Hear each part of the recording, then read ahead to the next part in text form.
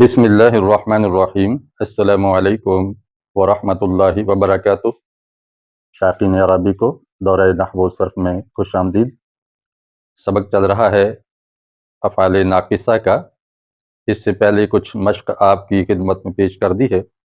آج میرا خیال تھا کہ فعل ناقص کی تعریف بھی کر دی جائے اور افعال ناقصہ کی پوری لسٹ کہ کتنے افعال ناقصہ ہیں وہ بھی پیش کر دی جائے، اور یہ بھی بتایا جائے کہ قرآن مجید میں کون سے افعال ناقصہ زیادہ تر استعمال ہوئے ہیں اور ان کی ایک اندازے کے مطابق تعداد بھی بتا دی جائے۔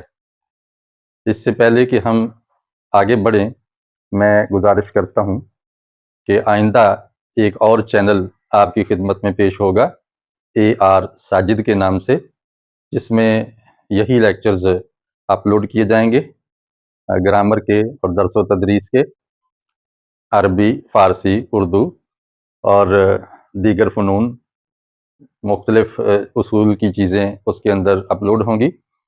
اور دوسرا ایک چینل ہے فہم دین کے نام سے، اس میں دروس قرآن و حدیث اور دیگر اسلامک لیکچرز پیش کیے جائیں گے تاکہ دین کی سمجھ آ سکے۔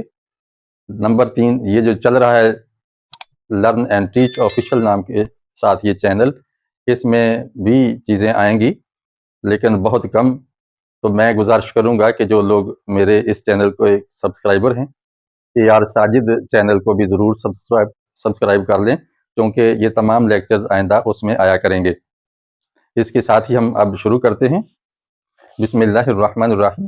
افعال ناقصہ کو پہلے میں اردو میں تھوڑی سی وضاحت کے ساتھ سمجھاتا ہوں کہ افعال ناقصہ ایسے افعال ہیں جس میں کسی کام کے ہونے کا پتہ تو چلتا ہے کہ کوئی کام ہوا ہے، لیکن یہ نہیں پتہ چلتا کہ وہ کون سا کام ہوا ہے۔ یہی اس کے اندر نقص ہے اور بات ادھوری رہ جاتی ہے کہ وہ کام کیا ہوا ہے۔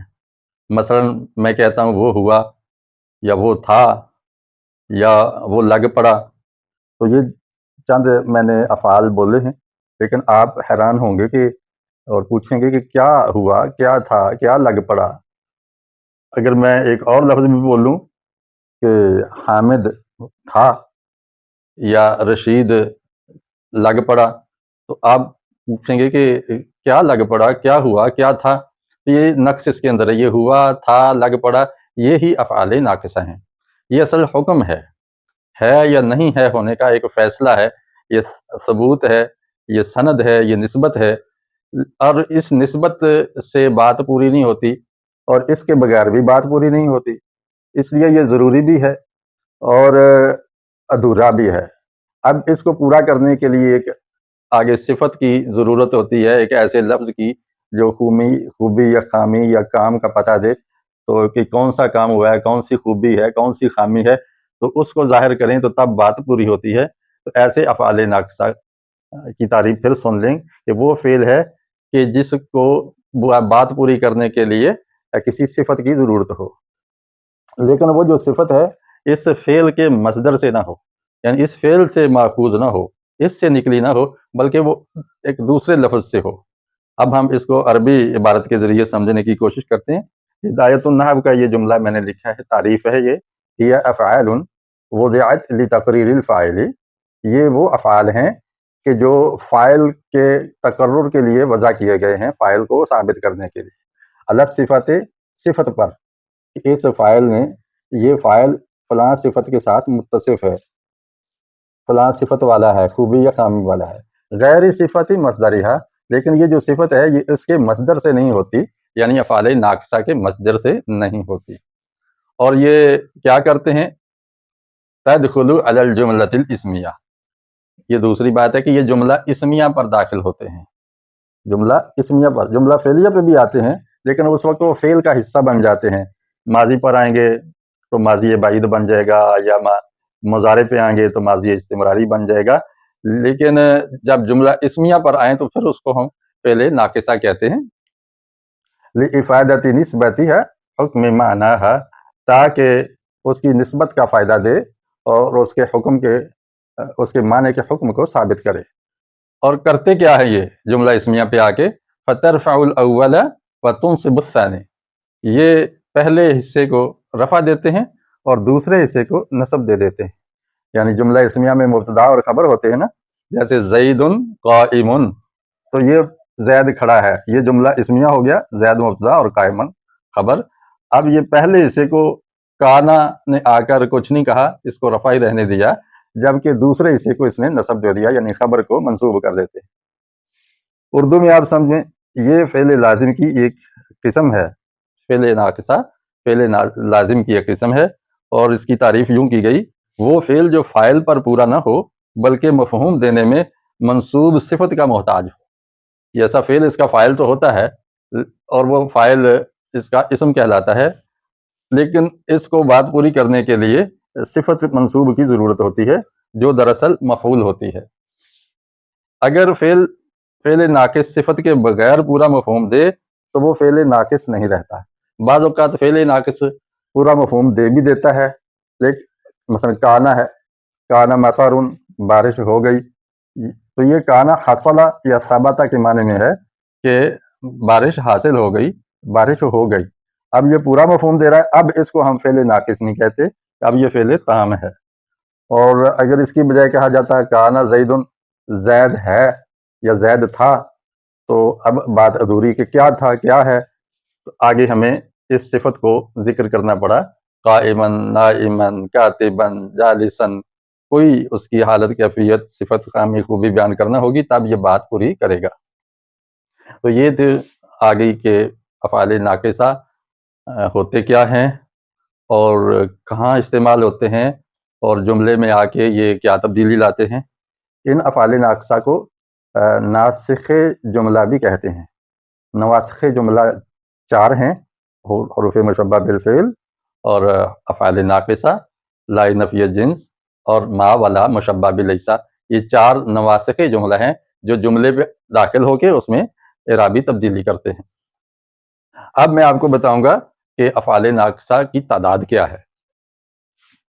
تو اس کی تعداد بعض لوگوں نے کہا 13 ہے، بعض نے 17 لکھی. میں نے 13 اور 17 والی کتابوں سے چن کے جمع کی تو یہ 21 بن گئی. اور میں تو اس سے بھی آگے سوچ رہا ہوں کہ مثلا طافقہ ہے، طافقہ یقصفان علیہ ورق الجنہ، تو یہ طافقہ کو بھی فعل ناقص ہونا چاہیے. اور بھی کئی دریافت ہو جائیں گے، تو جیسے لوگوں نے اختلاف کیا ہے تو اختلاف کی مزید گنجائش موجود ہے.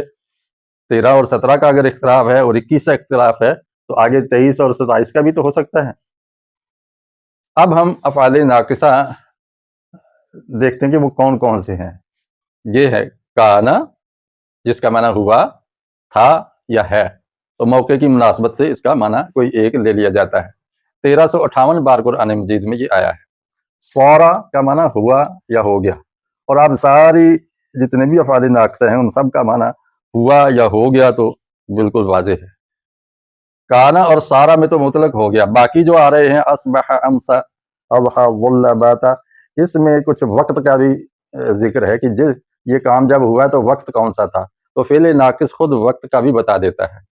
اصبح تو صبح کے وقت ہو گیا، اضحى چاشت کے وقت ہو گیا، امسا شام کے وقت ہو گیا، ظل دن کے وقت ہو گیا، باتا رات کو ہو گیا یا اس نے رات کی، غدا صبح کے وقت ہو گیا، روح شام کے وقت ہو گیا، داما ہمیشہ ہو گیا، ہمیشہ ہوا، آبا پھر ہو گیا، دوبارہ ہو گیا، لوٹ آیا، لوٹا، ہوا، آدھا ہوا یا پھر یہ کام ہوا، ریپیٹ ہوا. تو یہ دیکھیں ان کے معنی ہیں. لیسا، اب یہ 89 یعنی 89 بار آیا ہے. اس کا معنی نہیں ہے، لیسا کا معنی نہیں ہے. مادام رہا، جب تک، ما یہاں ظرفیہ ہے، جب تک رہا. اس کے بعد جو ما آ رہے ہیں یہ نافیہ ہیں. ما زالا، نہیں زائل ہوا یعنی رہا، ہمیشہ رہا. ما برحا، نہیں ٹلا، ہٹا یعنی ہمیشہ رہا، ٹلا نہیں ہے تو ہمیشہ رہا. ما فاتحہ یا ما فاتحہ بھی کہتے ہیں، نہیں ہٹا یا نہیں ٹلا یعنی رہا، ہمیشہ رہا. ما انفکا، اس کو منفکا پڑھتے ہیں، نہیں منفک ہوا، مٹا، اور ہٹا یعنی رہا ہمیشہ، نہیں ہٹا. ارتدا، ارتدا کا معنی ہو گیا یا پلٹ گیا، ارتدا بصیرہ جیسے ہے قرآن میں. تحولا کا معنی بھی ہو گیا، پلٹ گیا۔ استحالہ کا معنی بھی ہو گیا، مشکل سے ہو گیا یا محال ہو گیا۔ تو یہ 21 افعال ناقصہ آپ کی خدمت میں پیش کیے ہیں۔ ریڈ کلر سے ان کی تعداد جو لکھی ہوئی ہے یہ بتاتی ہے کہ قرآن مجید میں یہ اتنی بار آئے ہیں۔ اصبح 32 بار، اضحیٰ ایک بار بھی نہیں آیا، امسا ایک بار، واللہ 11 بار، باتا ایک مرتبہ، اور لیسا یہ 89 مرتبہ، 99 مرتبہ آیا ہے۔ ما داما 7، ما زال 8 اور ما برحا 3 بار قرآن مجید میں استعمال ہوئے ہیں۔ باقی بھی کچھ نہ کچھ ہوئے ہیں، کچھ نہیں ہوئے، تو اس کی مزید تحقیق بھی آ جائے گی۔ میں اس کے ساتھ ہی اجازت چاہتا ہوں۔ میں ایک بار پھر گزارش کروں گا کہ آپ نے اگر اس چینل کو سبسکرائب کیا ہوا ہے تو بہت شکریہ۔ اگلا میرا چینل جس کا لنک ڈسکرپشن میں بھی آ جائے گا، AR ساجد کے نام سے، اس کو سبسکرائب کر لیجئے۔ آئندہ یہ لیکچر اس میں دستیاب ہوں گے۔ اور فہم دین کو بھی میں ایکٹیو کرنے لگا ہوں۔ فہم دین ایک چینل ہے جس میں دروس قرآن و حدیث اور دیگر اسلامک لیکچرز ہوں گے، تو اس کو بھی آپ ضرور سبسکرائب کیجئے، اور ویڈیو پسند آئی ہو تو لائک اور شیئر ضرور کیجئے۔ السلام علیکم ورحمۃ اللہ وبرکاتہ۔